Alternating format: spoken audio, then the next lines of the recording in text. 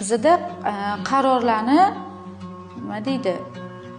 Moliyaviy jihatdan sardoraga qabul qiladilar, ideyalarni men qilaman.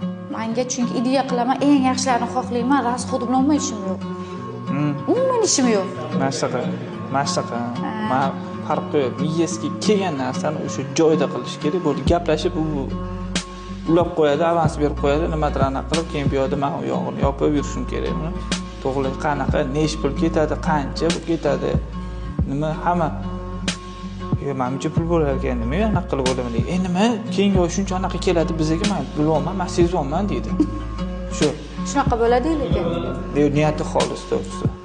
Niyati anaqa daxlsi xolis yoki men bu bilan boshqa odam bo'lganda yo'q, voy qanaqa qilamiz, bo'lmaydi, o'xshamaydi, voy anaqa qilish kerak deganda ham misol uchun o'zi o'xshamas shu narsa. Lekin muattari shu qarori bir xil payt misol uchun summa незначительно farqi yo'q, qanaqa summa bo'ladi, qanchada u yopiladi, nima qiladi.